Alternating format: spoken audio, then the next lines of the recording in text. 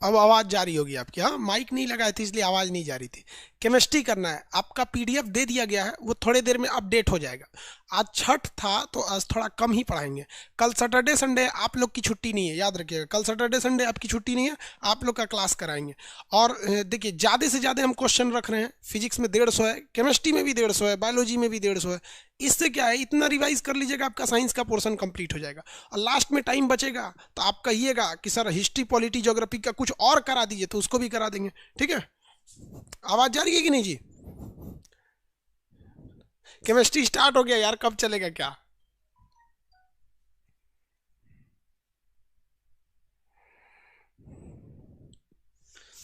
आवाज़ जा रही है कि नहीं?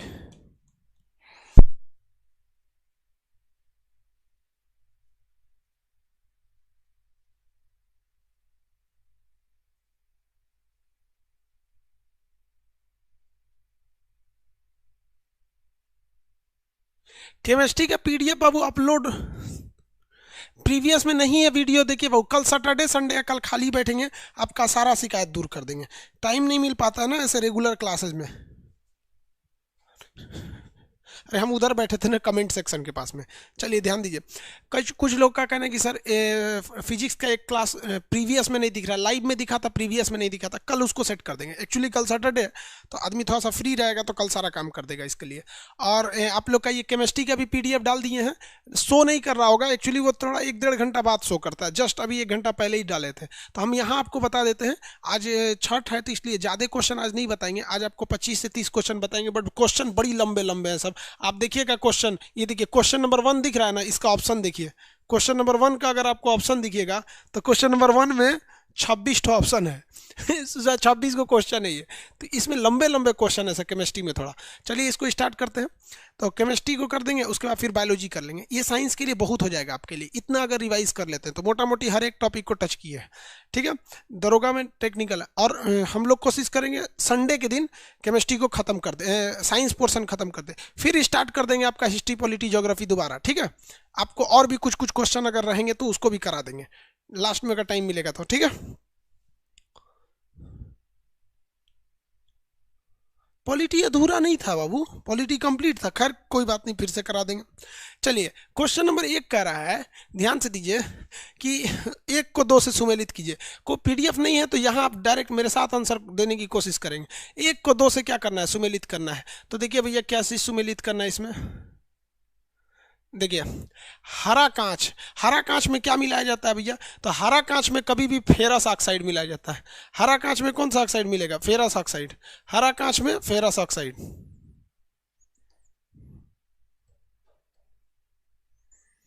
हरा कांच फेरस ऑक्साइड। कीटनाशक के रूप में किसका प्रयोग करेंगे? तो कीटनाशक के रूप में आयोडीन का प्रयोग करेंगे। कीटनाशक के रूप में आयोडीन का प्रयोग। तो इसका ये सही, उसका ये सही। अगला करा आमाशय, पेट में। पेट में कौन सा एसिड पाया जाएगा? तो पेट में पाया जाएगा हाइड्रोक्लोरिक एसिड। तो पेट में पाया जाता है हाइड्रोक्लोरिक एसिड। अगला कह रहे हैं विरंजक। विरंजक का मतलब होता है जो किसी दूसरे चीज का रंग को उड़ा दे। तो जब रंग को उड़ा देता है तो उसे कहते हैं विरंजक, रंग उड़ा देता है। तो रंग उड़ाने का काम कौन करता है? क्लोरीन करता है। क्लोरीन के अलावा H2O2 भी काम करता है, ये भी रंग उड़ा देता है किसी चीज का। क्लोरीन क्या है? विरंजक है, ब्लीचिंग है, ब्लीच कर देता है। चेहरे पे भी एक ब्लीच आता है, कचड़ा वचड़ा निकाल के नोच के लेके चल जाता है। POP, plaster of Paris. देखिए जब कभी जिप्सम को सुखा देते हैं तो प्लास्टर बन जाता है। हाथ पे जो चढ़ाया जाता है ना, ये होता है जिप्सम, सूखने के बाद हो जाता है प्लास्टर ऑफ पेरिस। तो देखिए इसमें पानी की कमी होती है। तो पीओपी क्या है? कैल्शियम सल्फेट है, लेकिन इसमें ज़्यादा पानी नहीं रहता है, आधा पानी रहता है। कैल्शियम सल्फेट में आधा पानी रहता है। अगर आपको इसका फॉर्मूला लिखना है तो कैल्शियम सल्फेट का क्या हो जाएगा? CaSO4, CaSO4, ठीक है। अब जितना ये है इसका आधा पानी कर दीजिए, H2O।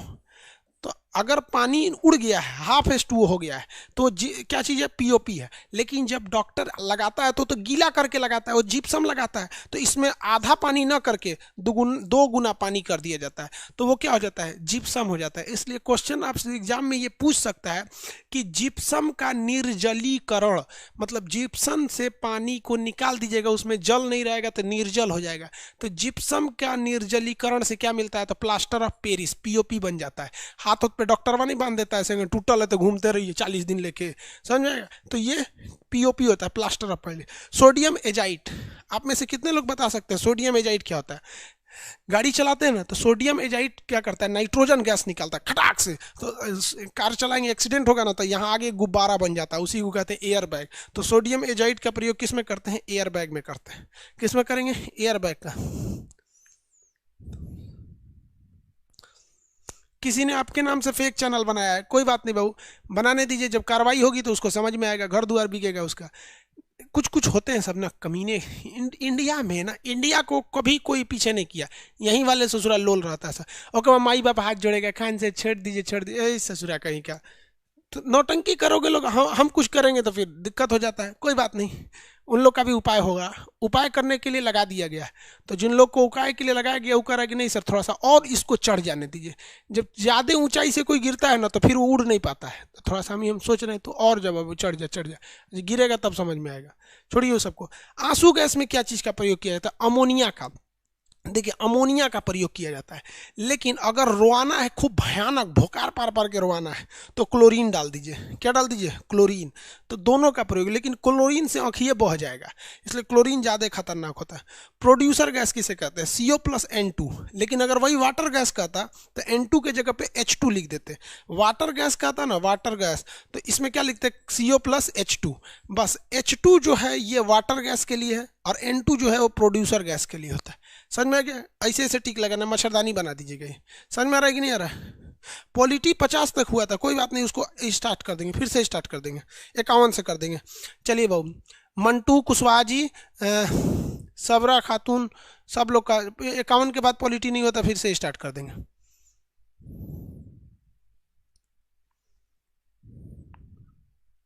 ठीक है मंटू कुशवाहा जी, सुभाष कुमार, ठीक है भाई, पॉलिटी कर देंगे। इतना समझ में आ गया ना? इसको ऐसे मच्छरदानी की तरह घेर लेना है। क्या कर लेना है? मच्छरदानी की तरह घेर लेना है। आगे देखते हैं।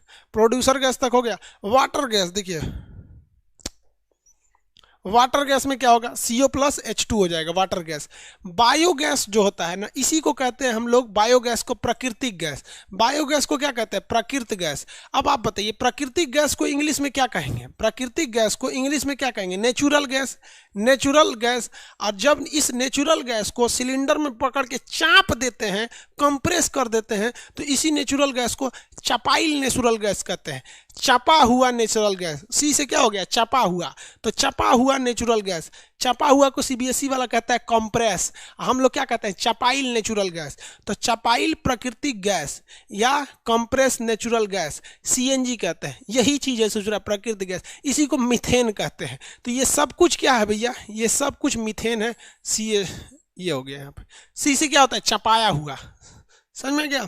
अगला देखिए LPG, लिक्विफाइड पेट्रोलियम गैस। ये जो सिलेंडरवा में जलाते हैं लोग, जिसका खाना बनता है, वो उसे क्या कहते हैं? LPG कहते हैं। सिलेंडर वाले को क्या कहते हैं?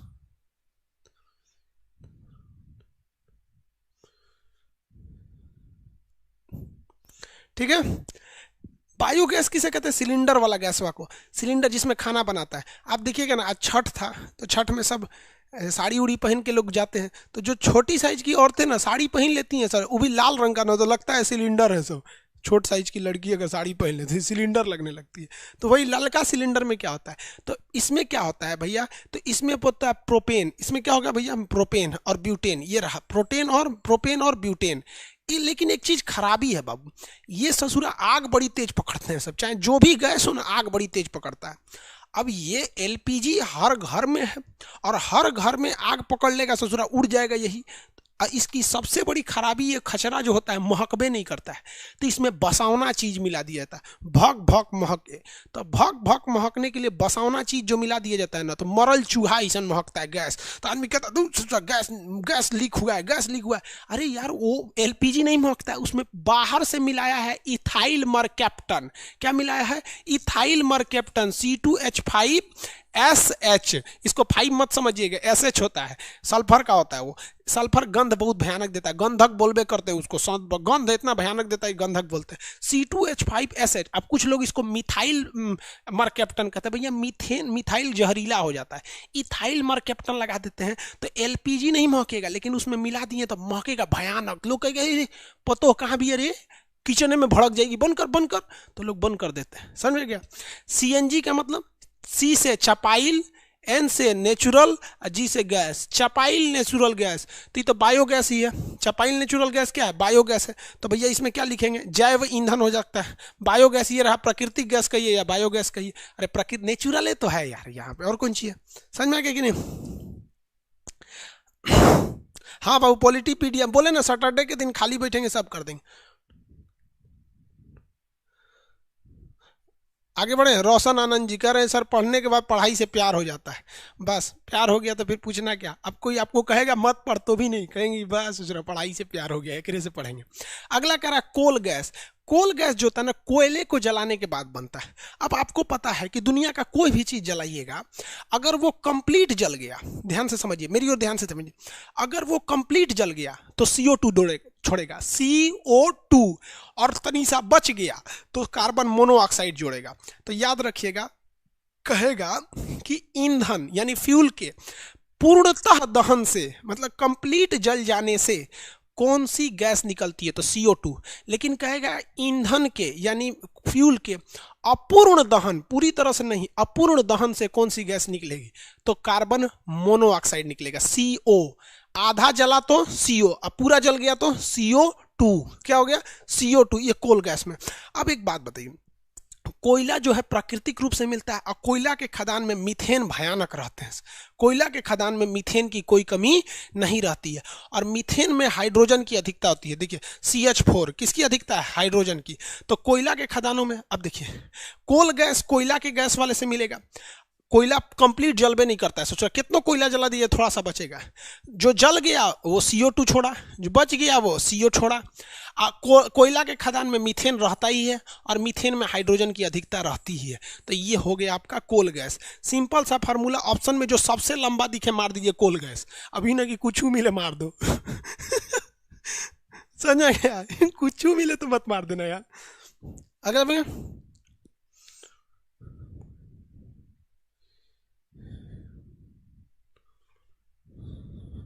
भाई आप इतना पढ़ रहे हैं, श्री राम कुमार सारा कोर्स पढ़ रहे हैं, एक के साथ सारा पढ़िएगा, कोई बात नहीं, दिमाग बढ़िया रहना चाहिए, ताजा रखिएगा। आगे बढ़े। अगला देखिए, जट्रोफा क्या होता है। जट्रोफा एक फल होता है। जट्रोफा क्या होता है, फल होता है। इसको पीसिएगा ना तो इसमें से अल्कोहल निकलता है, और उस अल्कोहल को आग लगाइएगा ना तो धधक जाता है। तो वैज्ञानिकों ने कहा कि ससुरा एकरे पीस के और इसी से अल्कोहल निकालेंगे, एकरे में धधकाएंगे तो सबसे अच्छा है, पेट्रोल डीजल से अच्छा है जट्रोफा लगा दीजिए।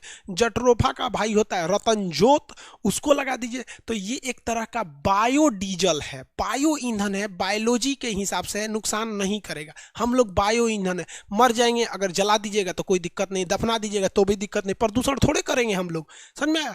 तो ये जट्रोफा चाहे रतनजोत, ये दोनों के दोनों कैसे हैं, सब जैव ईंधन है सब। तो देखिए इसका क्या हो जाएगा, हाइड्रोजन ये हो गया, और जट्रोफा क्या है, जैव ईंधन है, जैव ईंधन है। रतनजोत भी क्या है भैया, जैव ईंधन है।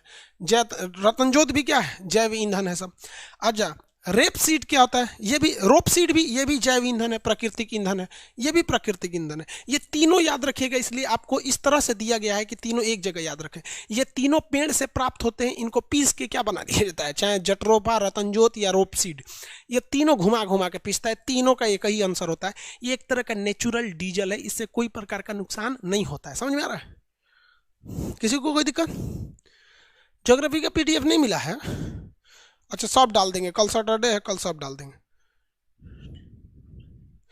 वो कह रहे हैं करंट के लिए, कमेंट के लिए अल्तमास कमेंट कीजिए, ठीक है भैया, करंट भी बता देंगे। और कुछ, ये क्या है जी, ये भाग रहे। अगला, ब्लीचिंग पाउडर क्या होता है। ब्लीचिंग पाउडर जो होता है कीड़े उड़े मारने के लिए होता है, पानी, टंकी में पानी गंदा हो जाता है तो उसमें साफ करने के लिए होता है ब्लीचिंग पाउडर। ये क्लोरीन का अवयव होता है, यौगिक होता है क्लोरीन का। तो इसका फॉर्मूला देखते हैं, इसको हटा दे, बना सकते हैं लोग इसको। ब्लीचिंग पाउडर ये रहा, तो ब्लीचिंग पाउडर CaOCl2 होता है, CaOCl2 ब्लीचिंग पाउडर ही होता है। देखिए इसमें चूना भी, कैल्शियम भी होता है और क्लोरीन भी होता है, तो CaO2। हाइड्रोजन किस में प्रयोग किया जाता है? तो भैया हाइड्रोजन जो रॉकेट इंजन में प्रयोग किया जाता है, लेकिन इसकी खराबी क्या है? हाइड्रोजन में आग लगाने के लिए इसको कम से कम ठंडा करना पड़ता है। जानते हैं कितना? -153 डिग्री जलता है। इसीलिए इसे कहा जाता है ये भविष्य में कभी इतना तगड़ा फ्रिज आएगा सबके घर में तो इसे जलाया जाएगा, इसलिए इसे भविष्य का ईंधन कहा जाता है। जबकि यूरेनियम इतना महंगा है कि आदमी आस लगा के बैठा है कि कभी सस्ता होगा तो इसे भी जलाया जाएगा, इसलिए इसे आशा का ईंधन यूरेनियम और भविष्य का ईंधन हाइड्रोजन कहा जाता है। ये रॉकेट में प्रयोग होता है। रॉकेट को हम लोग प्रणोदक कहते हैं, ये प्रणोदक कहिए या इसे कहिए क्रायोनिक इंजन। क्या कहेंगे? क्रायोनिक इंजन में प्रयोग होता है। दोनों में से किसी एक में होता है, क्रायोनिक इंजन में इसका प्रयोग किया जाता है। समझ में आ गया? आगे बढ़े।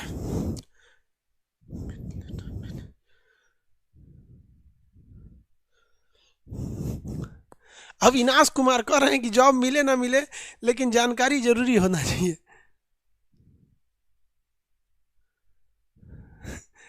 भाई नौकरी क्यों नहीं मिलेगा? चलिए आगे देखते हैं, ठीक है, स्टार्ट करते हैं। देखिए अगला कहता है नकली सोना किसे कहते हैं? आयरन पाइराइट को नकली सोना कहते हैं। नकली सोना, सॉरी देखिए रोल गोल्ड को नकली सोना कहते हैं। यहाँ देखिए ये रोल गोल्ड होता है, नकली सोना। नकली सोना और रोल गोल्ड होता है। लेकिन मूर्खों का सोना किसे कहते हैं? तो आयरन पाइराइट Fe2 को मूर्खों का सोना कहते हैं, इसे रोल गोल्ड। मोह किसको नापा जाता है? कठोरता को नापा जाता है, कितना कठोर है। जैसे देखते होंगे ना, दीवार काटने वाला या छड़ काटने वाला एक ग्राइंडर आता है, छड़वा काट देता है, तो छड़ से ज्यादा किसकी मोह होता है? वो काटने वाले की। तो ये कठोरता को दर्शाता है। पावर अल्कोहल किसे कहते हैं? देखिए जब कभी भी पेट्रोल में आप अल्कोहल मिला देते हैं तो पेट्रोल जलने के बाद पावर देता है, लेकिन उसमें अल्कोहल मिला दिए और धधक के जलता है। तो पेट्रोल प्लस अल्कोहल को क्या कहते हैं? Power alcohol. Petrol plus alcohol को पावर अल्कोहल। लाइटर में क्या होता है? सिगरेट जलाने वाला लाइटर, सिगरेट जलाने वाले लाइटर में ब्यूटेन होता है। सिगरेट जलाने वाले लाइटर में क्या होगा? ब्यूटेन पाया जाता है। ब्यूटेन देखते हैं ना, पहले सिगरेट वगैरह पीता था आदमी, अब तो बहुत कम। मरकैप्टन, भैया ये तो महकने वाला चीज़ है। मरकैप्टन क्या चीज़ होता है? कहाँ लगाया जाता है? तो LPG रिसाव का पता लगाने के लिए, LPG रिसाव का पता लगाने के लिए। अगला कह रहा है प्रभाजी आसवन। देखिए जब कभी किसी दो चीज़ों में बहुत कम का अंतर हो तो उसे गर्म करने के लिए कई लेयर में गर्म किया जाता है, ताकि जैसे देखिए पेट्रोल और डीजल बहुत कम का अंतर रहता है और निकलता है दोनों पेट्रोलियम से ही है। गर्म करिएगा ना तो कुछ डीजल बन जाएगा, कुछ पेट्रोल बन जाएगा, इसलिए इसे 2 लेयर में गर्म किया जाता है। जिस तरह से मोमोज को गर्म किया जाता है 2 लेयर में, पेट्रोल क्या हो जाता है? ऊपर चला जाता है, डीजल नीचे हो जाता है और दोनों में अलग अलग टोटी निकाल लिया जाता है। तो जब कभी किसी चीज़ में बहुत कम का अंतर हो, एक के जैसा लगे, तो उसे अलग करना है तो प्रभाजी आसवन कई लेयर में। लेकिन 2 अलग अलग चीज बिल्कुल ही अलग है तो उसे अलग करने के लिए सिंपल सा आसवन विधि। जैसे पानी में चीनी मिल गया है तो क्या दिक्कत है? गर्म कर दीजिए, पनिया उड़ जाएगा, चीनी रह जाएगा। प्रैक्टिकल कर लीजिएगा, 1 चम्मच पानी लीजिएगा, उसमें चीनी घोल दीजिएगा, पनिया गर्म कीजिएगा, 10 मिनट में पनिया उड़ जाएगा। क्लास में जब पढ़ा रहे थे ना तो एक लड़का को कहे थे तो क्या किया पता? 1 पतीली पानी ले लिया, उसमें इतना चीनी डाल दिया, बेचारा 3 घंटा 2 घंटा तक बेचारा उगाया था। कह रहे सर मेरा सिलेंडर खत्म हो गया गैस का। अरे पागल कहीं, क्या एक्सपेरिमेंट किया जाता था छोटा चीज पे ना, ले घायली बैठ गया था। ये समझ में आ गया? प्रभाजी आसवन हो गया। तो प्रभाजी आसवन से किसका करते हैं? पेट्रोलियम का कहते हैं, पेट्रोलियम का करेंगे। समझ में आ गया कि नहीं आ गया? किसी को कोई दिक्कत है? 25 तक हो गया?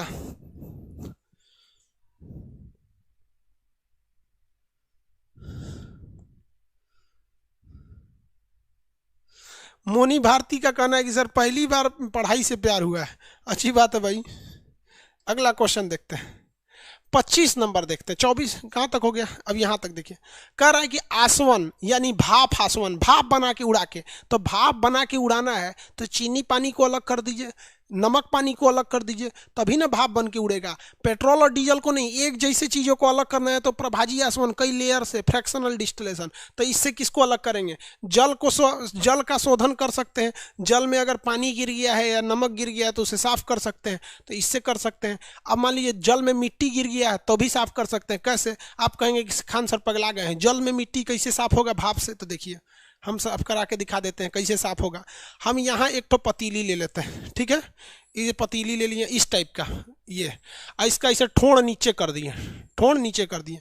अब इसके अंदर हम भर दे रहे हैं पानी, तो इसके अंदर क्या भर दिए हैं? पानी भर दिए। अब मान लीजिए पानी में हम ना मिट्टी उट्टी का कण डाल दिए, इतना मिट्टी फेंक दिए जो। अब हम आपसे कहे हैं कि भाप आसवन यानी आसवन से इसे अलग कर सकते हैं, तो चलिए अलग करते हैं। इसको यहाँ से गर्म करेंगे।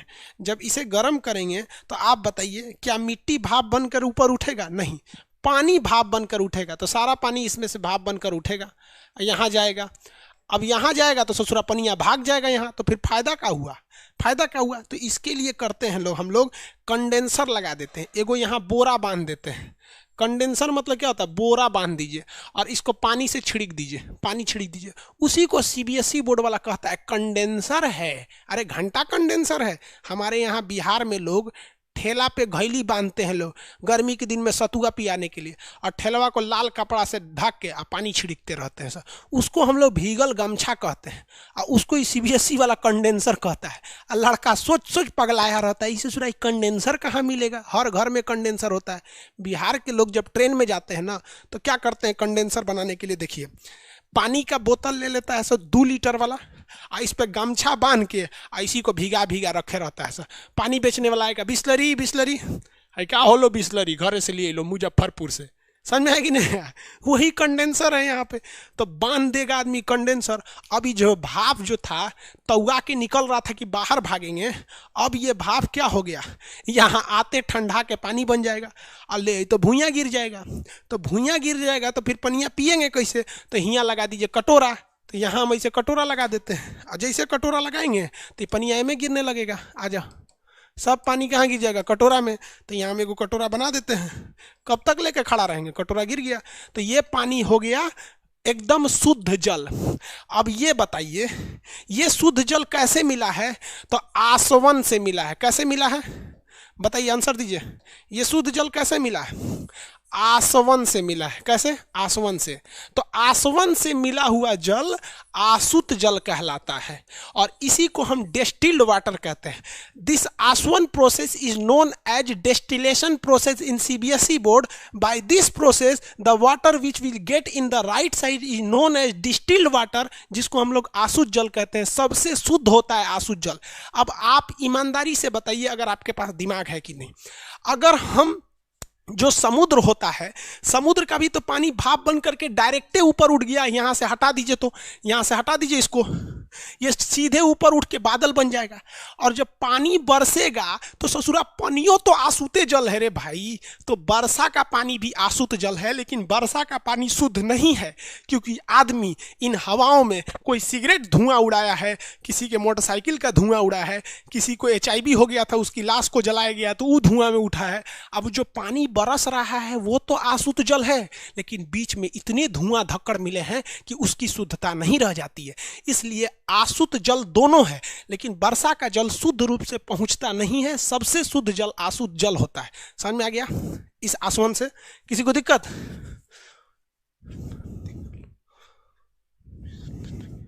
आगे बढ़े बाबू। मेरा क्यों नहीं सो रहा है? आसवन विधि समझ में आ गया? चलो, सब समझ में आ जाएगा यार। पढ़ाई बहुत नॉर्मल चीज़ होता है, समझ में आएगा। टीचर से पढ़ के, लड़कवा को अच्छा से नहीं समझाता है, समझना तो पढ़ लेगा तो सोच रहा आएगा नहीं, एकदम समझ में आ गया कि नहीं? आसवन कहाँ गया जी? आसवन हो गया। आसवन। रिवर्स ऑस्मोसिस क्या करते हैं? रिवर्स ऑस्मोसिस में क्या किया जाता है? सेम नमक बनाने की क्रिया होती है और कुछ नहीं होता है। समुंदर के पानी को लाया जाता है और आराम से उसको क्या किया जाता है? एक जगह स्टोर कर दिया जाता है, भाप बना के उड़ा दिया जाता है। तो नीचे जो बच गया है ये आसवन से उड़ गया है। हम लोग आसवन में किसको पकड़ रहे थे? जरा देखिए, इसको दिखाते हैं। हम लोग आसवन विधि में किसको पकड़ रहे थे? ससुरा हइये पनिया को पकड़ रहे थे। हट ना यार, तुम का इसमें चला आता है मच्छर कहीं के। हम लोग इसमें पकड़ रहे थे, जल को शुद्ध करने के लिए ये पकड़ रहे थे। लेकिन अगर समुंदर के जल में तो नमक भी रहता है, यही प्रोसेसवा से अगर कर दे और घैलिया हटा दे तो पानी इधर से चला जाएगा, भाड़ में जाए पानी। घैलिया में क्या बचेगा? ओन्ने मत देखिए, घैलिया में क्या बचेगा? समुंदर का पानी सब उड़ गया तो घैलिया में बचेगा नमक। तो हम लोग इसे क्या कहते हैं? नमक बनाने की क्रिया, रिवर्स ऑस्मोसिस। क्या कहेंगे? Reverse osmosis. आगे बढ़ते हैं।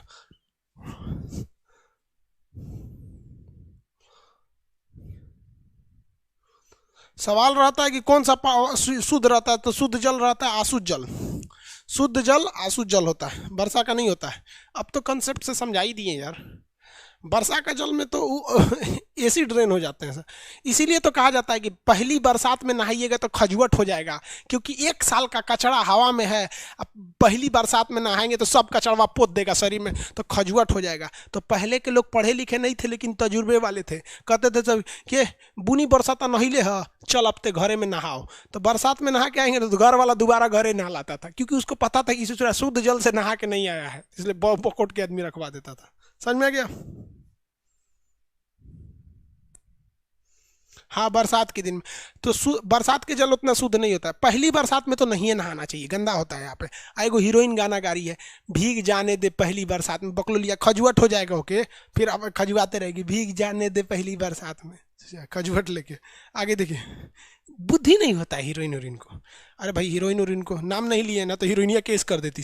खान सर हमारा पे बोल रहे बड़ बड़ आदमी से डर के रहना पड़ता है। आगे देखिए, ड्यूरेलेमीन का परमाणु क्रमांक कितना होता है? 1 है सोचा। हाँ, ड्यूटेरियम 1 ही होता है, परमाणु क्रमांक 1 ही होता है। समझिए कैसे। देखिए, हाइड्रोजन जो होता है ना, हाइड्रोजन का 3 ठो भाई हैं सब। हाइड्रोजन के कितने भाई हैं? सब 3 भाई हैं सब। इसलिए इसे हम लोग आवारा तत्व कहते हैं। बहुत आवारा है, ससुरा कहीं चल जाता है। आवारा कण कहेगा तो आवारा तत्व कहेगा तो हाइड्रोजन, आवारा कण कहेगा तो इलेक्ट्रॉन हो जाता है। हाइड्रोजन के 3 भाई, सबसे छोटका का नाम है प्रोट्रियम, प्रोट्रियम। दूसरा का नाम है ड्यूटेरियम और तीसरा का नाम है ट्राइटेरियम, ट्राइटेरियम। ये तीनों भाई हैं सब, तीनों एक के जगह रहता है सब। 1H 1H 1H, लेकिन इस पे एगो भार, इसका भार 2, इसका भार 3। समझ में आ गया कि नहीं आ गया? तो ये हो गया प्रोट्रियम। प्रोटियम से बनता है जल, ड्यूटेरियम से बनता है भारी जल D2O, और ये बनता है रेडियो एक्टिव। ये होता है रेडियो एक्टिव। इसे सूरा बीमार डाल देगा, मर जाएगा आदमी इससे। रेडियो एक्टिव, समझ में आ गया? रेडियो एक्टिव ये सबसे हल्का वो है। तो देखिए, परमाणु क्रमांक तो सबका 1 ही है, एक तीनों एक के जगह पे बैठता है ऐसा।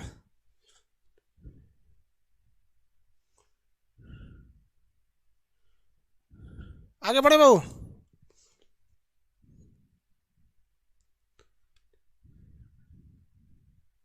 किसी को कोई दिक्कत? हाँ, हो गया। इसमें 1 हो जाएगा। अगला, एक रेडियो एक्टिव पदार्थ 20 ग्राम का अर्ध आयुकाल 4 दिन है, तो 10 ग्राम का अर्ध आयुकाल वो भी 4 दिन रहेगा। वो भी कितना दिन रहेगा? 4 दिन। देखिए, अर्ध आयुकाल को हम हाफ लाइफ पीरियड कहते हैं। अर्ध आयुकाल एक ऐसा समय होता है जिसमें कोई भी चीज अपने पहली वाली वैल्यू से आधा हो जाता है, तो ये कभी बदलता नहीं है। Half life period, time period कभी बदलता नहीं। जैसे 4 है ना, तो इसके कहने का मतलब है कि हर 4 दिन बाद वो अपने पहली वाली वैल्यू का आधा रह जाएगा। जैसे 100% है ना, तो 4 दिन बाद ये हो जाएगा 50%। और 50% के बाद फिर अगले 4 दिन बाद ये कितना हो जाएगा? 25%।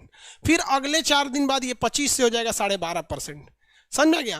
तो आप बताइए, वैल्यू हमेशा आधी हो रही है लेकिन सब में टाइमिंग सेम ही है, तो टाइम पीरियड चेंज नहीं होता है, ये अपनी वैल्यू को पहले वाले के तुलना में आधा कर देता है। तो वही कह रहा है ना कि 20 ग्राम का अर्ध आयुकाल 4 दिन है, तो 10 ग्राम का भी तो 4 दिन होगा।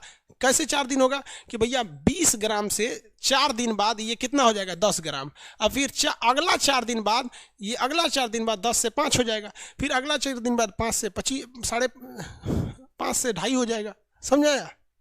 कितना दिन होगा? 4 दिन। Half life. अगला क्वेश्चन, परमाणु संरचना के मूलभूत कण कौन होते हैं? मूलभूत कण में आते हैं न्यूट्रॉन, प्रोटॉन, इलेक्ट्रॉन, यही तीनों मूलभूत कण। Electron, proton, neutron. देखिए इलेक्ट्रॉन, प्रोटॉन, ये रहा C number, electron, proton, neutron. अगला, इनमें से कौन सा न्यूक्लियॉन नहीं है? देखिए बाबू ध्यान से देखिए, कोई भी एटम जो होता है ना, इसके नाभिक में होता है प्रोटॉन और न्यूट्रॉन, और इलेक्ट्रॉन जो होता है ना बाहर चक्कर लगाते हैं। इलेक्ट्रॉन क्या करता है? बाहर चक्कर लगाता है। इलेक्ट्रॉन बाहर चक्कर लगाते हैं, ये बाहर चक्कर लगाने वाले को इलेक्ट्रॉन कहते हैं। तो ये हो गया इलेक्ट्रॉन। तो हर परमाणु में ये 3 चीज रहते हैं, ठीक है? तो इन्हें हम मूलभूत चीज कहते हैं। मूलभूत, मूलभूत मतलब एकदम जरूरी होता है। मूलभूत, जैसे हमारे लिए हवा, पानी, खाना एकदम मूलभूत जरूरी है। सोचो हवा नहीं मिलेगा तब वो मरेंगे, खाना नहीं मिलेगा तब वो मरेंगे, पानी नहीं मिलेगा तब। तो हमारे लिए इलेक्ट्रॉन, प्रोटॉन, न्यूट्रॉन यही है सब। हवा, पानी, खाना बाद में ससुरा कुछ होता है, समझ में आ गया? अरे जानवर भी इसीलिए जीता है, उसको हवा चाहिए सूंघ लेता है, खाना चाहिए खा लेता है, पानी चाहिए पी लेता है, सूतने का कोई ठीक नहीं, कहीं उलट जाता है। समझ में आ गया कि नहीं आ गया? तो जिस तरह से हमारे लिए मूलभूत इलेक्ट्रॉन, प्रोटॉन, न्यूट्रॉन नहीं, हवा, पानी, खाना है, वैसे ही हर तत्व के लिए यही जरूरी है। लेकिन ये कह रहा है इलेक्ट्रॉन, प्रोटॉन, न्यूट्रॉन, ये तो इलेक्ट्रॉन, प्रोटॉन, न्यूट्रॉन की बात ही नहीं कर रहा है, ये कह रहा है न्यूक्लियॉन। न्यूक्लियॉन। अब आप बताइए, न्यूक्लियॉन शब्द जब आप पढ़ रहे हैं तो आपके दिमाग में एक चीज हिट कर रहा होगा कि ससुरा ये न्यूक्लियस की बात कर रहा है। न्यूक्लियस का मतलब इसकी बात कर रहा है घैलिया में कौन है? न्यूक्लियॉन उस घैली को कहते हैं जो बीचवा में है। घैलिया में कौन है? तो घैलिया में है प्रोटॉन और न्यूट्रॉन, एकरा के कहा जाता है न्यूक्लियॉन। में और जोड़ देंगे तो मूलभूत तत्व। मूलभूत तत्व। न्यूक्लियॉन में कौन नहीं आएगा? तो इलेक्ट्रॉन नहीं आएगा, प्रोटॉन और न्यूट्रॉन आते हैं। आगे बढ़े, कौन भैया? देखिए इनमें से कौन सा न्यूक्लियॉन नहीं है? तो न्यूक्लियॉन प्रोटॉन है, इलेक्ट्रॉन नहीं है, हालांकि पॉजिट्रॉन भी नहीं है, पॉजिट्रॉन भी नहीं है, तो मेन तो इलेक्ट्रॉन होना चाहिए। चलिए, रदरफोर्ड के परमाणु मॉडल के अनुसार परमाणु में इलेक्ट्रॉन क्या होते हैं? अस्थायी। अस्थायी होते हैं, सब बाहर घूमते रहते हैं सब इलेक्ट्रॉन। 8 नंबर, इलेक्ट्रॉन पर आवेश के सुनिश्चित मान डैश निर्धारित किया था। इलेक्ट्रॉन का मान किसने निकाला था भैया? Electron J Thomson. Electron J Thomson. नाभिक की खोज रदरफोर्ड। मिल्किन नहीं, मिल्किन जो थे ये रेडियो एक्टिव, उसमें प्रकाश विद्युत प्रवाह। चैडविक न्यूट्रॉन की खोज। चैडविक न्यूट्रॉन की खोज। 8 नंबर हो गया भैया। क्वेश्चन बड़ी लंबा है, देखिए अगला क्वेश्चन, निम्न में कौन उस तत्व के परमाणु भार से संबंधित है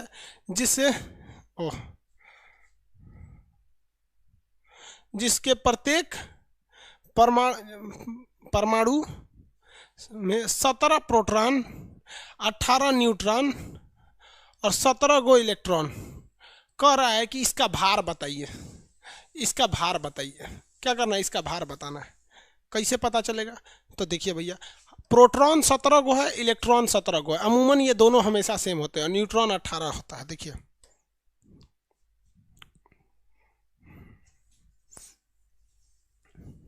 कितना दिया था भैया?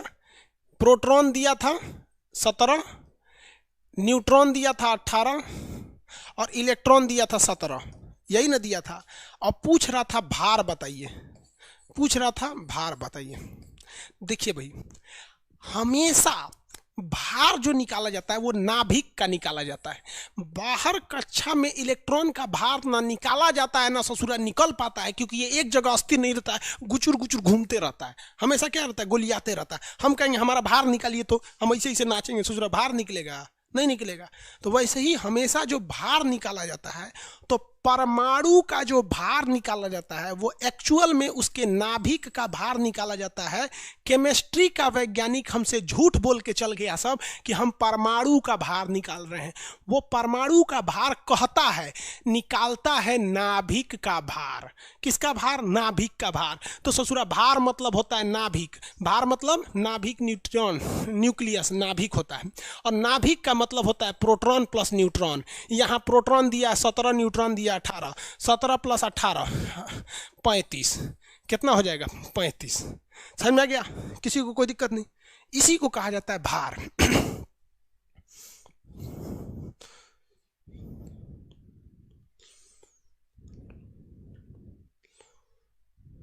हो गया? रोहित सिरोगा क्या कर रहे हैं? या तो जगह बदल रहे थे, नेट पर।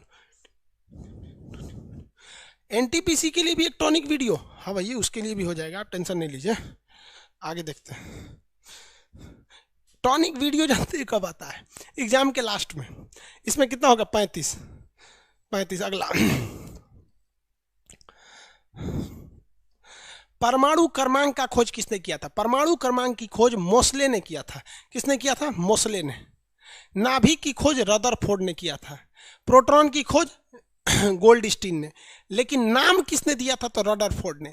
प्रोटॉन खोज के गोल्डस्टीन दिखा रहा था, आई देखो आई देखो आई देखो आई देखो, तो रदरफोर्ड का देखे देखे कौन सी है रे, कौन सी है? ई, इसका नाम प्रोटॉन रहेगा।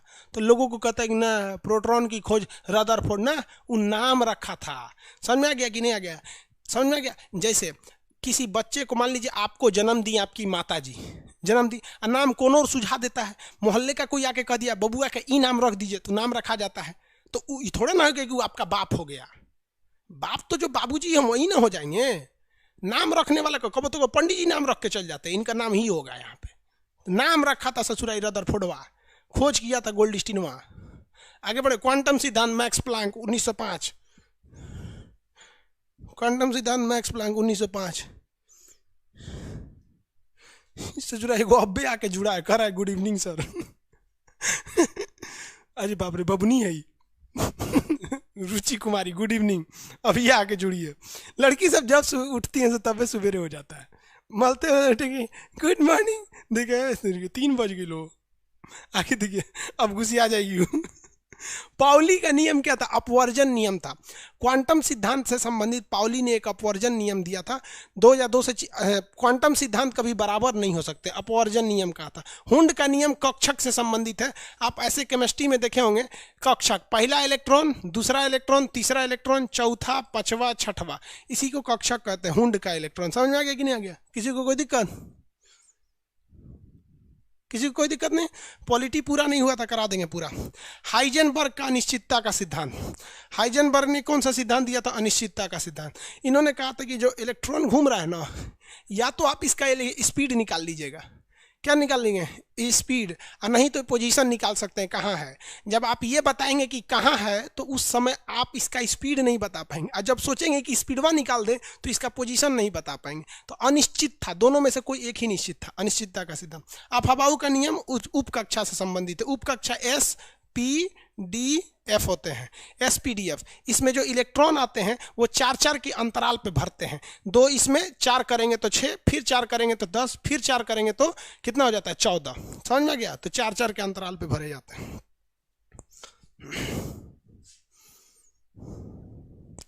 हिंदी मीडियम से यूपीएससी करना चाहिए। जो लड़का ये पूछ रहा है कि सर हिंदी मीडियम से यूपीएससी करना चाहिए, भैया आपके पास दूसरा ऑप्शन भी नहीं है कोई। क्योंकि आपको अगर ये लगता है कि नहीं आप हिंदी मीडियम से पढ़े हैं और इंग्लिश में आंसर लिख दीजिएगा, तो इम्पॉसिबल है। क्योंकि इंग्लिश बोल लेना, इंग्लिश पढ़ लेना अलग बात होता है, लेकिन पूरे कोर्स को इंग्लिश कर देना ये अलग बात होता है। तो आपको तो अगर आप हिंदी मीडियम के हैं, सोचते हैं कि हम इंग्लिश मीडियम में दे, तो 2 साल लग जाएगा आपको अपना मीडियम चेंज करने में, समझ में नहीं आएगा वहाँ पर। इसलिए बेहतर है हिंदी मीडियम से ही दीजिए। ठीक है। और हिंदी मीडियम वालों के लिए थोड़ा सा तकलीफ केवल पीटी में होता है, जहां वो ज़्यादा छट जाते हैं। पहला पीटी में होता है, मेंस में उतना तकलीफ नहीं होता। हाँ, मेंस में भी होता है लेकिन उतना तकलीफ नहीं होता। लेकिन दिक्कत क्या होता है, हिंदी मीडियम वाले पीटी से ही ज़्यादातर छट जाते हैं। उसका भी एक तरीका है यार पीटी निकालने का भी। देखो एक बात, हम सीधी सी बात बताते हैं, जो व्यक्ति हार्ड वर्क करेगा वो कभी आगे नहीं जाएगा, याद रख लेना। हार्ड वर्क केवल आपका पेट पाल सकता है। जब भी आप स्मार्ट वर्क करिएगा तो आप आगे जाइएगा। स्मार्ट वर्क, गूगल क्या करता है, स्मार्ट वर्क करता है। आपका मोबाइल तब तक नहीं चलेगा जब तक आपके अंदर एक ईमेल आईडी नहीं है। और याद रखिए, गूगल आपको बेवकूफ बना रहा है, ईमेल आईडी बनवा रहा है फ्री में। हर लड़के का 2 गो ईमेल आईडी, 3 गो ईमेल आईडी। आने वाले 2 साल में गूगल कहेगा कि हम हर ईमेल आईडी का साल भर का हम फीस लेंगे। एक ईमेल आईडी से अगर वो 1 रुपया भी लेता है, ससुरा हिंदुस्तान में कम से कम 200 करोड़ मोबाइल है, 130 करोड़ लोग हैं और हर आदमी का 3-4 गो ईमेल आईडी है। तो हम मान के चलते हैं एक आदमी के 1.5-2 गो, बचवा का नहीं भी है तो एगो हमारे पास 4-5 गो ईमेल आईडी है। 5-6 गो से ज़्यादा ही होगा यार। अलग अलग काम के लिए अलग अलग आदमी रखता है, बैंक में अलग, यहाँ अलग, यहाँ अलग। तो अगर 1 रुपया भी चार्ज किया ना गूगल एक ईमेल आईडी पे, तो एक झटके में वो इंडिया से केवल कमाएगा 200 करोड़। अब कोई हार्ड वर्क करके 200 करोड़ कमा के दिखाए, वो स्मार्ट वर्क करता है। तो हिंदी मीडियम वाले लड़के यूपीएससी में कम नंबर लाते हैं या फेल हो जाते हैं क्योंकि वो हार्ड वर्क करने लगते हैं। और इंग्लिश मीडियम वाला स्मार्ट वर्क करके निकल जाता है। हिंदी मीडियम वाला तो इसी बात पे कंफ्यूजन में है कि वो बिपिन चंद्रा पढ़े कि स्पेक्ट्रम पढ़े। यार पीटी निकालना है तो स्पेक्ट्रम बिपिन चंद्रा पढ़ो, और पीटी निकालना है तो स्पेक्ट्रम पढ़ो, मेंस निकालना है तो बिपिन चंद्रा पढ़ो। उनको यही नहीं पता चलता है, तो थोड़ी थोड़ी गलतियां हो जाती हैं। कभी समझा देंगे यार, फुर्सत मिलेगा तब। अब हम भी ससुरा हो गए हैं, बुढ़ा गए हैं, अब ज़्यादा क्लास लेते हैं तो थक जाते हैं। अब यूट्यूब पे भी तो क्लास लेना रहता है और अपना भी तो काम है। ऐसा थोड़ी है यार दिन भर पढ़ाते ही रहेंगे। बोरबरी का नियम कक्षा से संबंधित है। पॉजिट्रॉन की खोज किसने किया था? एंडरसन ने किया था। पॉजिट्रॉन की खोज एंडरसन ने। 11 नंबर, नाभिकीय रिएक्टर में ग्रेफाइट का काम क्या होता है? ग्रेफाइट स्पीड को धीमा कर देता है। विस्फोट की स्पीड को क्या कर देता है? धीमा कर देता है। तो या ग्रेफाइट लगाइए या भारी जल लगाइए, दोनों स्पीड को कम कर देते हैं। तो स्पीड को कम करने वाले को हम मंदक कहते हैं, मंदक। ग्रेफाइट का प्रयोग हम मंदक के रूप में करते हैं। मॉडरेटर स्पीड को घटा देता है। मॉडरेटर होता है स्पीड को क्या करता है? घटा देता है। किसी को कोई दिक्कत?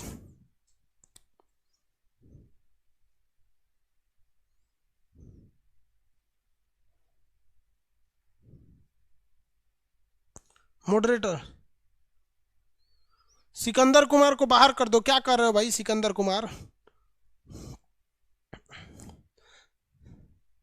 बाबू लोग, आप लोग छोटे क्या करते रहते हो यार?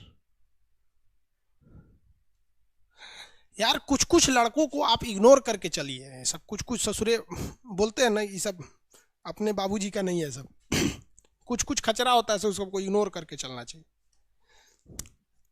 अब एक बात बताओ, अगर मेरा खुद का लड़का रहेगा तो हम तो उसको संस्कार सिखाएंगे ही।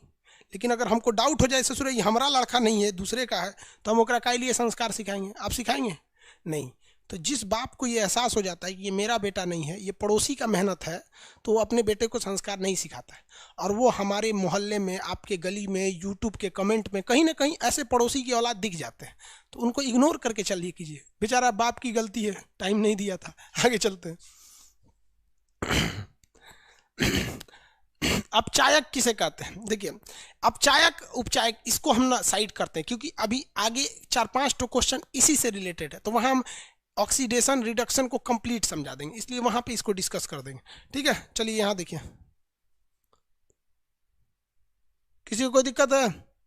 बाबू शांति से रहो, नहीं तो अभी कमेंट बंद कर देंगे। एक बटन दबाएंगे सबका कमेंट चल जाएगा बंद। विद्युत अपघटन पे ऑक्सीडेशन कहाँ होता है? ऑक्सीडेशन हमेशा एनोड पर होता है। ऑक्सीडेशन हमेशा एनोड पर होता है। ये भी एक अलग ही टॉपिक है, उसको एक अलग से समझा देंगे, आगे आएगा उसका ऑक्सीडेशन रिडक्शन। अगला, इलेक्ट्रॉन की साझेदारी द्वारा क्या बनता है? देखिए, जब कभी भी इलेक्ट्रॉन की साझेदारी होती है, यानी हम तुम्हारा काम चला देते, हम तुम्हारा काम चला देते, तो साझेदारी का मतलब होता है सहयोगी यानी दोस्त, उसे कहते हैं सहसंयोजी बंध। और जब कभी भी इलेक्ट्रॉन हमेशा के लिए दे दिया जाता है तो उसे कहते हैं विद्युत संयोजी बंध। जैसे विवाह, जैसे विवाह, विवाह में क्या होता है, लड़कियां हमेशा के लिए दे दी जाती है कि अब तोहरे हो गई, अब नैहर आएगी तो मेहमान कहलाती है, तोहरे हो गई एकदम में, तो हमेशा के लिए दे दिया, तो विद्युत संयोजी बंध। और अगर केवल साझेदारी कह रहा है, साझेदारी, तो वो कौन सा आता है, सहसंयोजी बंध। समझ में आ गया कि नहीं। जैसे दोस्त दोस्त क्या होता है, सहसंयोजी बंध। हस्बैंड वाइफ क्या होता है, विद्युत संयोजी बंध। हर हस्बैंड वाइफ विद्युत संयोजी बंध होते हैं।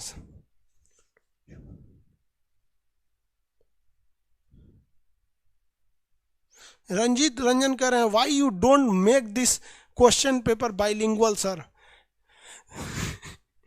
यार एक अच्छा चलिए भाई, इस पे भी कोशिश करेंगे, आपका कहना गलत नहीं है, बाइलिंगुअल होना चाहिए। चलिए यहाँ देखिए, यहाँ कह रहा है कि 238 में उपस्थित न्यूट्रॉनों की संख्या। तो न्यूट्रॉन निकालने के लिए सिंपल सा तरीका समझ जाइएगा, इसको हमेशा पूछता है। ओए भैया ऊपर जाओ ना तुम। यूरेनियम का पूछ रहा था, 238 दिया था परमाणु भार और क्रमांक दिया था 92। ये ऊपर जो लेके ऐसे घूमा जाता है इसे कहा जाता है भार। तो इसका भार है 238 और ये है इसका नंबर, कितना नंबर पे ये बैठेगा, तो ये बैठेगा 92 नंबर पे। तो जब पीरियाडिक टेबल खोजिएगा ना, तो 92वां नंबर पे कुर्सी पे देखिएगा तो यूरेनियम बैठल रहेगा, कहेगा का हो 92 हमरे है, कितना बोझा लेके बैठल रहेगा, 238। अब इसमें कह रहा है न्यूट्रॉन। तो देखिए ये वाली जो संख्या होती है ना, ये वाली संख्या, ये बड़ा सिंपल होता है, ये प्रोटॉनों को बताता है, यही संख्या इलेक्ट्रॉन को बताता है, और यही संख्या परमाणु क्रमांक यानी जेड को बताता है। जेड को बताता है। जेड मतलब होता है परमाणु क्रमांक, ई मतलब होता है इलेक्ट्रॉन, पी मतलब होता है प्रोटॉन।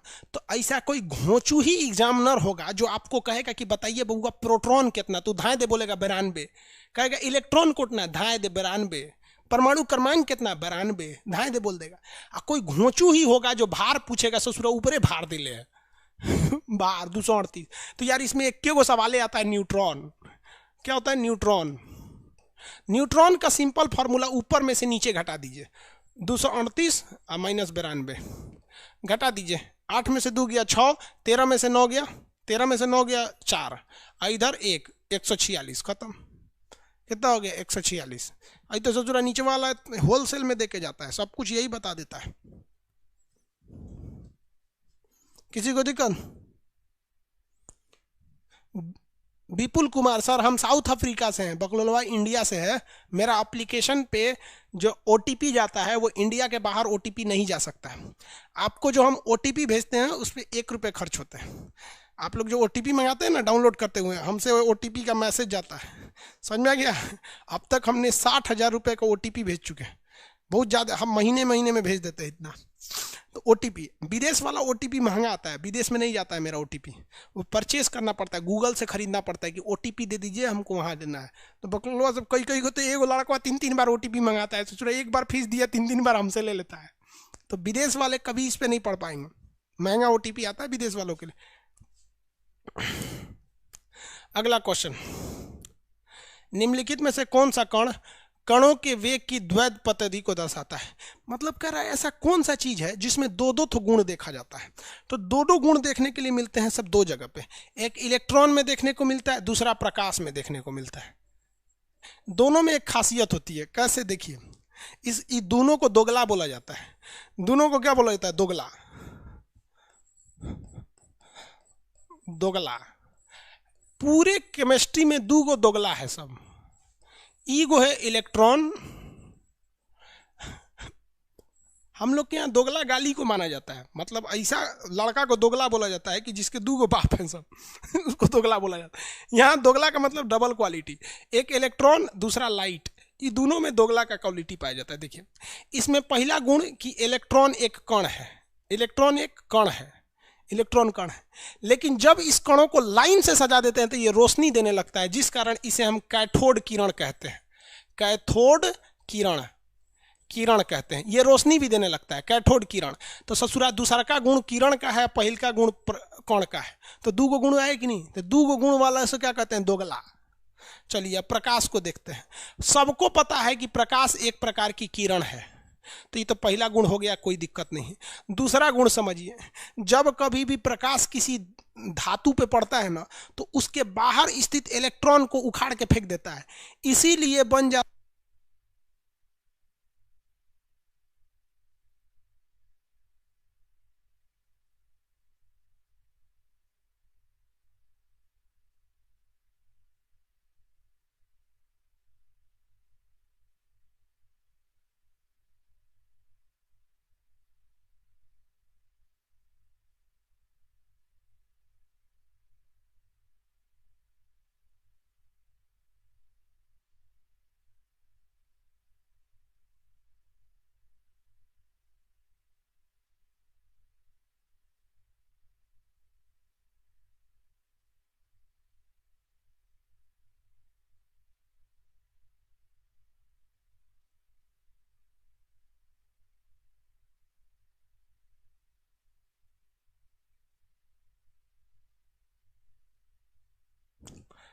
समझ में आ गया ना बाबू।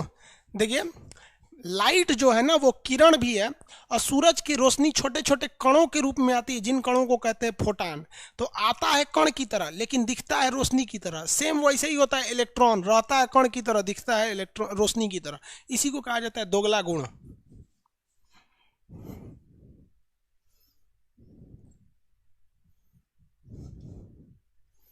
हो गया, किसी को कोई दिक्कत नहीं।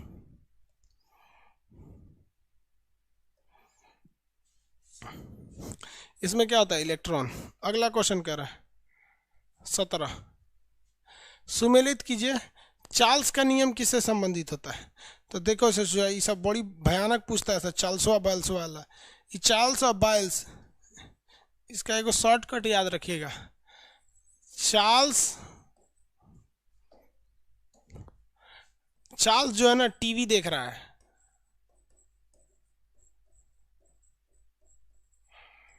चार्ल्स टीवी देख रहा है। टीवी से क्या हो गया, temperature is directly proportional to volume. Temperature is directly proportional to volume, यानी टेम्परेचर बढ़ाइएगा तो कोई भी चीज़ का वॉल्यूम बढ़ जाता है। यानी दूध अगर 1 लीटर का है, गर्म कीजिएगा तो सोच रहा 2 लीटर इतना जगह ले लेता है फैल के, तो बोलते हैं दूध गिरने वाला है, वो झांकने लगता है, कितना बड़ा पतीली है ये। समझ में आ गया कि नहीं गया। ये हो गया। इसमें क्या चीज़ नहीं दिखा आपको, तो आपको इसमें प्रेशर नहीं दिखा। दूध को गर्म करने के लिए प्रेशर की जरूरत नहीं है, तो इसमें दबाव जो होता है ना वो कांस्टेंट रहता है। दबाव की कोई ज़रूरत नहीं है। जिस चीज़ की ज़रूरत नहीं रहती है उसे कहा जाता है कि कांस्टेंट है। क्या है, कांस्टेंट है। जैसे आप लोग अभी कुंवारे हैं, पत्नी की ज़रूरत नहीं है, तो क्या कहेंगे, पत्नी कांस्टेंट है, कोई दिक्कत नहीं, हटाओ इसको। समझ में आ गया कि नहीं गया। तो चार्ल्स के नियम किस पे है, दबाव कांस्टेंट रहता है। तो देखिए, तो यहाँ पे क्या कह रहा है, बॉयल का नियम। बॉयल के नियम पे क्या चीज़ स्थिर रहता है, बॉयला का नियम। अरे सोचो, पहले बॉयल था, पहले हम चार्ल्स पे दबाव स्थिर रहता है ना, स्थिर दबाव।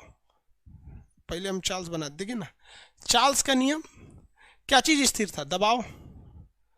आगे बढ़े, बॉयला का नियम देखिए, बॉयल का नियम, बॉयल का नियम। इसके लिए कहा जाता है VIP boy. VIP boy, boy से क्या याद रखिएगा, बॉयल का नियम, बॉयल का नियम। इन्होंने क्या कहा, वॉल्यूम आई से होता है इनवर्सली प्रोपोर्शनल टू प्रेशर। यानी अगर किसी चीज का प्रेशर बढ़ा दीजिएगा ना तो घट के चप जाएगा, यानी दाबिएगा तो पचक जाएगा। इसीलिए जब कभी दूध फफाता है, इसे फैलता है, तो आदमी हवा से उसको दाब देता है। हवा से दाबेंगे तो बैठ जाता है, फिर निकलेगा ऐसे, फिर दाबता है आदमी। समझ में आ गया कि नहीं आ गया, किसी को दिक्कत। इसमें क्या रख दिया आदमी, कांस्टेंट टेम्परेचर। इसमें ताप की बात नहीं आई। ताप क्या था, स्थिर था। जो चीज नहीं दिखता है उसे क्या कर दिया था, स्थिर। तो बॉयल्स के नियम में क्या चीज स्थिर हो गया, ताप निश्चित हो गया।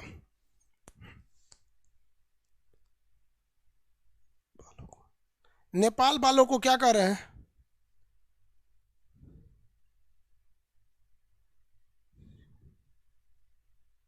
ये कौन है रे सिकंदर बाबू, तुमने यहाँ पे काहे गंद मचा रहा है।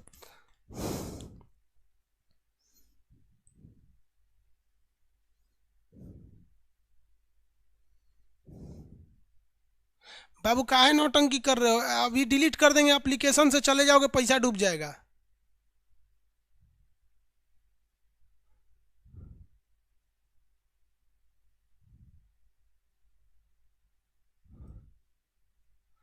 क्या लोलपंती करता है ऐसे यार।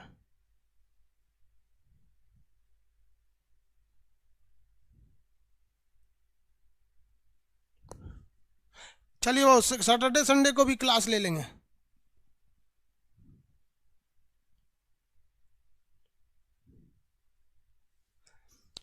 रोशन आनंदन कह रहे हैं सर ड्यूटी होने की वजह से रिकॉर्डेड क्लास है, डाउट कैसे पूछेंगे भाई, तो इसके लिए प्रॉब्लम हो जाएगा आपको। चलिए अब आगे देखते हैं, इसकी अभी कोई फैसिलिटी नहीं है। अगला क्वेश्चन देखते हैं। अगला क्वेश्चन कह रहा है एवोगैड्रो किससे संबंधित है, तो एवोगैड्रो एक संख्या है, 6.6 गुणे 10 के पावर 23 होता है। तो एवोगैड्रो क्या है, मोल की संख्या होती है। गैलुसाक का नियम दबाव से संबंधित है। ग्राहम ने किसका खोज किया था, तो ग्राहम ने ध्वनि का सिद्धांत दिया था, ग्राहम बेल। क्या बोल हाँ ये तो ठीक है, ये ऐसे था, ये ऐसे। एवोगैड्रो क्या था, मोलों की संख्या। गैलुसाक इस पे था। गाल्टन का नियम पराश्रय था। ग्राहम विसरण पे संबंधित था। आदर्श गैस के लिए पीवी बराबर एनआरटी होता है। वास्तविक गैस उसे कहते हैं जिन गैस को छूने पे एक दबाव लगता है, तो वास्तविक गैस उन्हें कहते हैं जो दबाव लगाती हैं, और आदर्श गैस उसे कहते हैं जो दबाव नहीं लगाती है।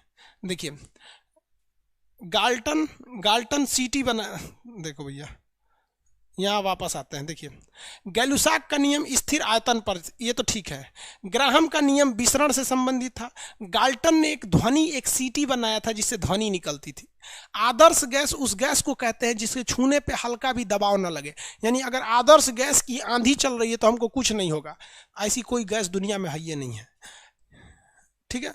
वास्तविक गैस उसे कहते हैं जो हम पे झटका लगाती है। दुनिया की हर एक गैस वास्तविक गैस।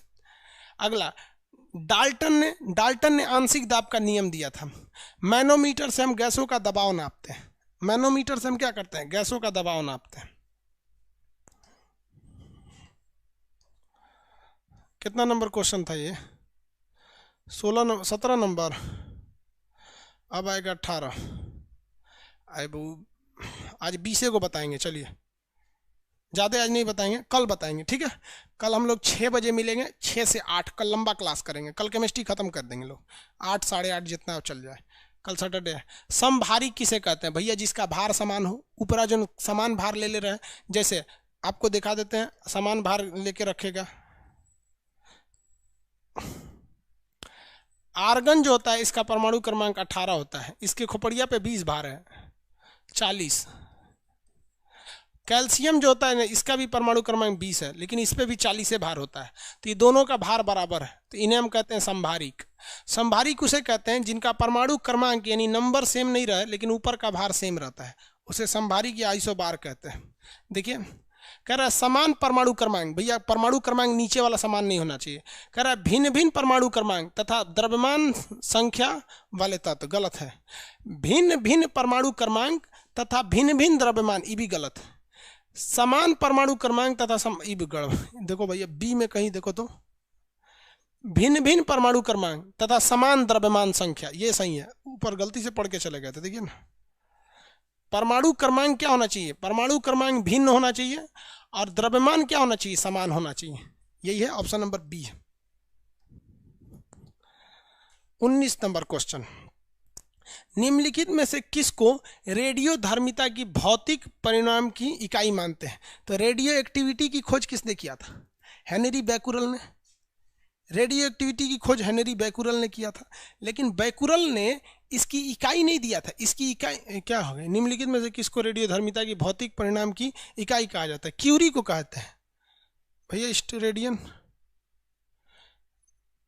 क्यूरी होता है, हालांकि बैकुरल ने खोज किया था रेडियोधर्मिता की भौतिक परिणाम की इकाई। भैया इकाई क्यूरी होती है, इसमें कहीं क्यूरी नहीं लिखा है, केल्विन लिख दिया है। केल्विन की जगह क्यूरी होना चाहिए या रदरफोर्ड। क्यूरी या रदरफोर्ड, इसका 2 ठो मात्रक होता है। हालांकि रदरफोर्ड सीजीएस मात्रक है, इसकी वैल्यू नहीं है, क्यूरी की वैल्यू है, कहीं नहीं है इसमें। इसमें बैकुरल ने तो खोज किया था। सबसे हल्का रेडियो एक्टिव तत्व, सबसे हल्का रेडियो एक्टिव तत्व पढ़ा दिए हैं, हाइड्रोजन वाला। हाइड्रोजन का ट्राइटीरियम,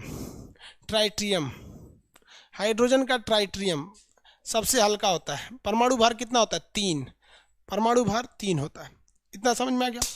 आज के लिए इतना ही रहने देते हैं, कल 6 बजे से 6:15 के बीच में हम कभी भी लाइव आ जाएंगे, आप लोग उस समय आएंगे। कल हम कंप्लीट करने की कोशिश करेंगे, कल 2 घंटे क्लास लेंगे, सैटरडे है।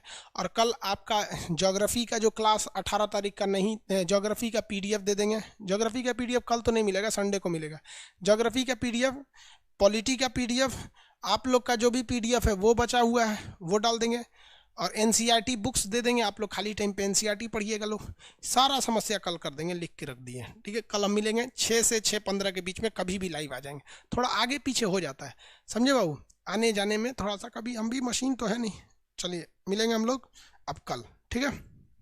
मन लगा के पढ़ा करो यार, सिकंदर हो या कोई भी हो यार, तुम सिकंदर हो चाहे पोरस हो या कोई भी हो यार, मन लगा के पढ़ाई करो।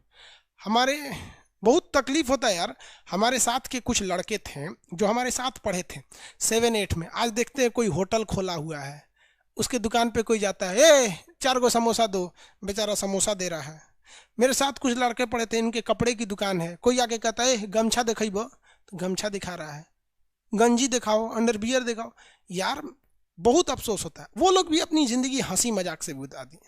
हद है यार। हम कहीं किसी दूसरे के यहाँ बारात वगैरह में जाते हैं ना, तो जिसके बारात में या जिसके शादी या किसी फंक्शन में हम चले जाते हैं ना, तो उस आदमी की इज्जत बढ़ जाती है। अरे खान सर आए थे तुम्हारे यहाँ, जबकि मेरे साथ के पढ़े हुए लड़के आज कोई वैल्यू नहीं है। रीजन क्या है यार, वो लोग पढ़े लिखे थे। आपको पता है भीमराव अंबेडकर दलित जाति से आते थे, उन्हें लोग अछूत समझते थे, कुएं से पानी नहीं भरने दिया जाता था, कहते थे तुम चमार जाति की हो। लेकिन वो व्यक्ति पढ़ लिख कर इतना आगे चला गया, इतना आगे चला गया। कहा जाता है ना कि काबिल इतना बनाओ खुद को कि तुम्हें रोकने के लिए कोई कोशिश नहीं बल्कि साजिश करनी पड़े। तो आप मजाक मजाक में करोगे यार, मेरा क्या जाता है, हमें एक बटन दबाना है, चैट बंद हो जाएगा। कुछ जाएगा? कुछ नहीं जाएगा। जितनी बाबू आपके जिले की जनसंख्या नहीं है ना, उतने लड़कों को हमने पढ़ाया है। 10 से 12 लाख जनसंख्या होगा आपका, कितने लाख को पढ़ा के भेज दिए। कोई अपनी नौकरी पे है तो अपने लिए है, बेरोजगार है तो अपने लिए, हमारे लिए क्या है। आप बेरोजगार रहेंगे कोई फर्क नहीं है, रोजगार लग जाएगा तो 1 किलो मिठाई लेके आएंगे, इससे ज़्यादा कुछ नहीं लेके आएंगे। ऐसा थोड़ी है। बहुत सारे टीचर को देखते हैं पब्लिसिटी, हमारा विद्यार्थी, हमारा बहुत सारा पब्लिसिटी है, हमको इस सबसे मतलब नहीं है पब्लिसिटी से। हम बस ये चाहते हैं कि आप अपने माँ बाप का सपना पूरा कर लीजिए, कि बुढ़ापे में माँ बाप आपके पैसे पे पैसा उड़ाएं। जिस तरह माँ बाप कैसे कहते हैं, बहुत पैसा उड़ा रहा है, उस दिन आप अपने माँ बाप को बोलिए मम्मी पापा बहुत पैसा खर्चा कर देते हैं, फिर कहिए कोई बात नहीं खर्चा करिए, आप ही लोगों ने तो पढ़ाया है। नहीं पढ़ेंगे तो कुछ नहीं होगा, ठीक है। कल मिलेंगे।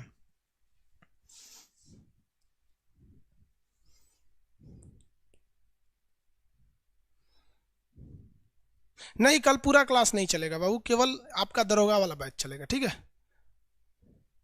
Good night.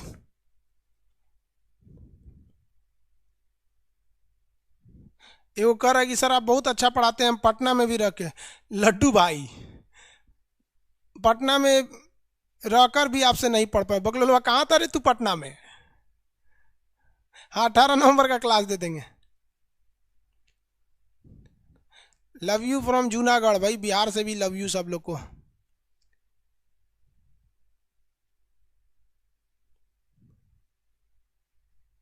कोई बात नहीं बाबू, कहीं भी पढ़िए आप लोग, किसी टीचर की अच्छाई बुराई नहीं करनी चाहिए, कहीं ना कहीं अपनी में कमी रहती है, ठीक है।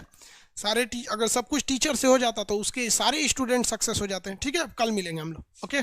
आप सब लोग को छठ की ढेर सारी शुभकामनाएं।